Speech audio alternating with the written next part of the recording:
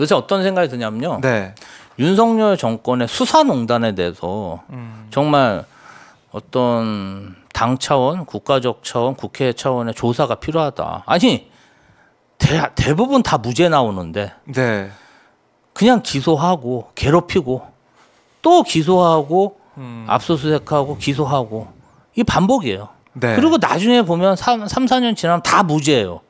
무죄 나올 근데 그건 다 국민들이 다 까먹죠. 생각 못하죠. 아니 수사할 그러니까 때만 그러니까 기소 자체를 예. 정치적으로 너무나 악용하고 있기 때문에 저는 이거 수사농단이라고 봅니다. 다 무죄 나오고 있어요 지금. 지난 시절 그 한동훈 장관하고 윤석열 대통령이 검사 시절에 했던 네. 대부분의 굵직굵직한 사건에 대해서 전부 무죄가 나오고 있거든요. 아니 그거에 대해서 누가 책임지고 있습니까? 그 사회적 비용에 대해서 보이지가 않는 것 같아요. 그냥 그 당시에 본인들이 그런 힘만 보여주고 언론에 개망신 주고 저는 그게 수사농단이라고 보고요. 결국 윤석열 정권은 네. 수사농단으로 망할 겁니다. 수사농단으로 망할 거다. 예. 그래 예측을 해 주셨는데 지금 보면 그래도 윤석열 대통령, 그러니까 김건희 여사 전면에 나서지 않고 있어요. 그리고 이제 정치인은 한동훈 위원장이 이제 나서서 이제 얼굴로 치르고 있는 공천을 뭐 작업도 보면은 상황이 이제 한동훈 위원장이 계속 뭐 얘기를 하면서 민주당 공격하면서 가고 있는데 윤석열 대통령은 지금 전국을 돌아다니고 있죠. 어제도 뭐 재래시장, 전통시장 가고 막 그랬던데 결국에는 민생을 위해서 노력한다는 분위기, 모습을 좀 만들려는 듯한 느낌이 들고 일각에서는 선관위원장이냐, 그 선대위원장이냐 윤석열 대통령이 이렇게 얘기가 나올 정도로 지역마다 가서 약속을 하잖아요. 그래서 이게 그러니까 분당에서 오셨으니까 재건축 문제나 아니면 교통 문제, 그러니까 경기도 교통이 좋아지게 하겠다 이런 얘기를 하면 분당에서는 또 혹할 수가 있잖아요. 지역 주민들이, 유권자들이. 이건 또 민주당에 불리한 거 아닙니까? 어떻게 보세요? 아니 뭐 일단 윤석열 대통령이 네. 해외 순방을 안 다니고 좀 국내 민생에 집중하는 모습을 보이는 건 저는 일단은 좋은 태도고 긍정적으로 평가합니다. 네. 그래도 그냥 2년 정치하면서 뭔가 좀 배운 건 있구나. 그렇게 뭔가 생각하는 모습이 있구나. 그렇게 평가하고요. 그런데 네. 윤석열 정권의 그간 행태를 보면 이미 뭐를 할 수 있는 상태가 아니에요. 예를 들면은 뭐 저기 잼버리 네. 사태도 보면 그렇잖아요. 그냥 본인이 보이스카웃이라고 있는 홍보 없는 홍보 다 하고요. 행사까지 참석했는데 네. 국제적 망신만 당하고. 그러니까 어떤 민생이라는 건요. 이미 집권하기 전에 인수위 시절부터 치밀하게 계획해서 롤을 주고 그다음에 1년 차에 강하게 밀어붙이고 있을 때. 예. 1, 2년 차에 강하게 밀어붙이고 그 성과로 보여줘야 돼요. 네. 그래야 공무원들이 따라옵니다. 그런데 아무런 성과를 못 보여줬잖아요.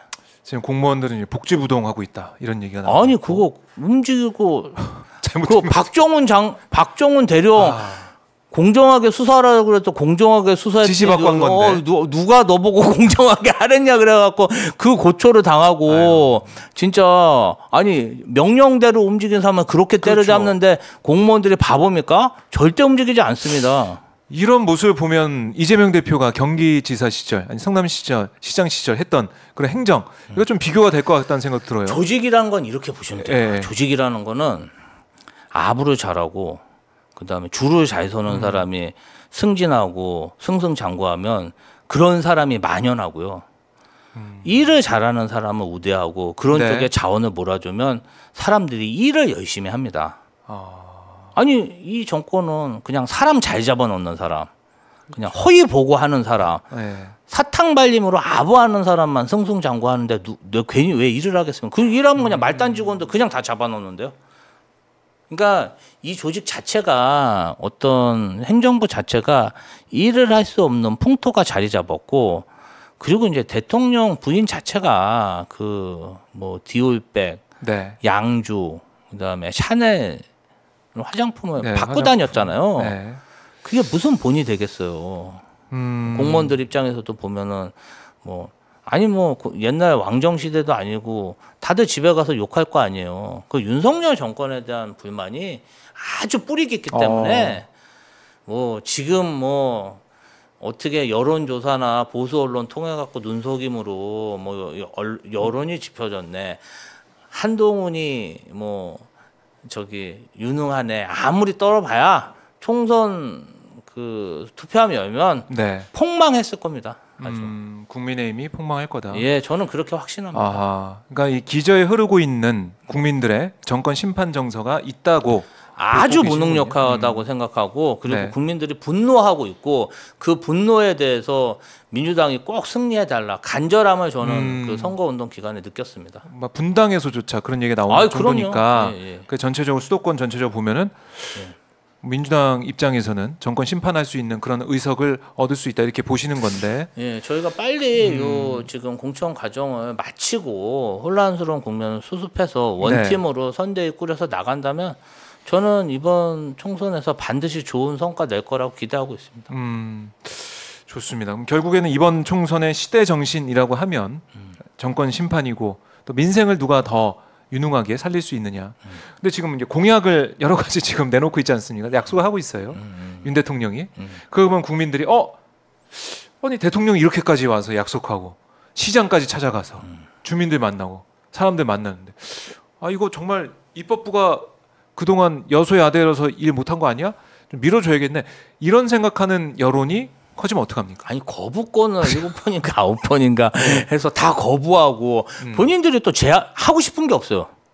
이 정권은 희한한 게 뭐 이렇게 자기가 하고 싶은 게 있으면 네. 뭐 거대 야당과 뭐 어떤 협상을 통해서 거래를 하든지 협상을 통해서 반영을 하고 이렇게 해야 되잖아요. 네. 본인들이 야당 역할을 하고 있어. 일을 못하게 거부감을 남발하고 하기 싫다 뭐 예산안도 보면은 뭘 추진하는지도 모르겠어요. 전부 다 예산 삭감해 놓고 뭐 R&D 예산 R&D 키우겠다고 그러고 R&D 예산 삭감한 사람들이잖아요. 과학 강국에 예, 가기 위해서 컨텐츠 그러니까 정보하겠다 모든 이러는데. 저 부자 감사하면서 네. 뭐 어떤 부동산 관련 세금료 이렇게 감축하고 그다음에 저는 뭐 아크로비스타 재산세 낮춰주는 정권 아니냐 이렇게 평가도 하는데요. 네. 일단 너무나 그 세수가 모자르고 지금 곳곳에서 그 이제 예산이 축소돼서 피해를 보고 있는 종사자들이 굉장히 많습니다. 그래요. 지금 아무리 지금 공약을 하고 약속한다고 하더라도 그동안에 2년 동안 정부가 보여왔던 그 행태를 보면 국민들 과연 그걸 믿을 수 있겠느냐. 그 2년간의 국정에 대해서 심판할 수밖에 없다.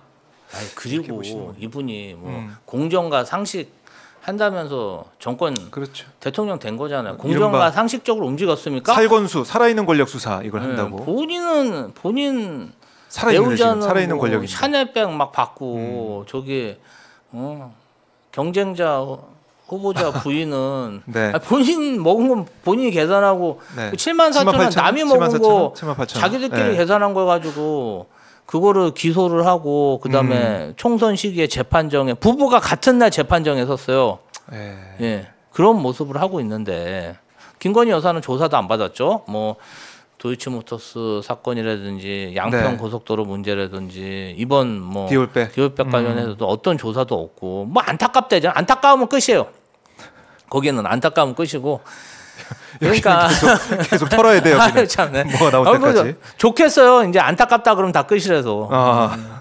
진짜 그런 게 공정과 상식입니까? 저는 글쎄요. 이번에 국민의힘이 만약에 국민들이 국민을 선택하시면 네. 물론 저희도 소환, 압수수색, 뭐 구속영장 이런 걸 많이 받겠죠. 정치권도 야당도. 그러나 상당수의 국민들도 그런 고초를 많이 당한다 이렇게 네. 보고요. 이번에 이제 의대 정원 뭐 확대에 대한 파업을 하는데 의사들이 굉장히 분노하는 거는 법만 어겨봐라 내가 바로 쳐넣는다 네. 이런 태도가 굉장히 아하. 예, 뭐 원칙적인 뭐 이제 구속 수사 원칙적으로는 구속 수사 뭐 이렇게 얘기하면서 29일까지 복귀해라라고 하고 있는데 속보를 보니까 윤 대통령이 의료 개혁은 협상이나 타협 대상 될 수 없다.